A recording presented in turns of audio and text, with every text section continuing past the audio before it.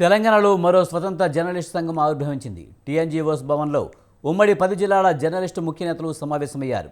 Senior journalist Kondal Goud సభాధ్యక్షత జరిగిన సమావేశంలో journalist union of state Telangana just ఏర్పడింది. సంఘం కన్వీనర్గా ఎంవి రమణ, కో కన్వీనర్లుగా పివి శ్రీనివాస్, నాంపల్లి మురళి, జవల్పూర్ గణేష్, బిజిగిరి శ్రీనివాస్, శశికాంత్, మల్లేశ్వరి సలహాదారులుగా కొండలరావు ఎన్నికయ్యారు. జర్నలిస్టుల సంక్షేమం, సమస్యల సాధన కోసం పనిచేస్తూనే ప్రజల గొంతుకుగా నిలుస్తామని కన్వీనర్ రమణ తెలిపారు. జర్నలిస్టుల ప్రయోజనాలమే పరమావధిగా సంస్థ పనిచేస్తుందని ప్రకటించారు.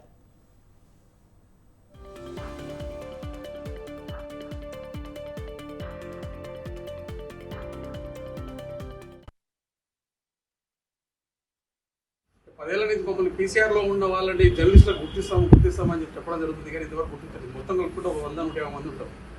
మాకు ఇంతవరకు జర్నలిస్టులకు ఉన్నటువంటి ఏ ప్రయోజనం కూడా మాకు ఇంతవరకు రాలేదు, చేయలేదు. అసలు అదొక ప్రాబ్లంగా ఉంది. కాబట్టి ఈ యూనియన్ తరఫున మేము కొట్లాడడానికి మా ప్రయోజనాలు లేదా సమస్యలు మేము ముందుండి నడపడానికి మేము సిద్ధంగా ఉన్నాం తెలియజేస్తాం.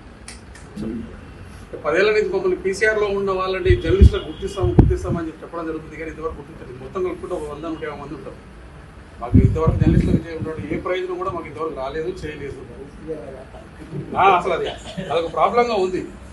కాబట్టి ఈ యూనియన్ తరఫున మేము కొట్లాడడానికి మా ప్రయోజనాలు లేదా సమస్యలు మేము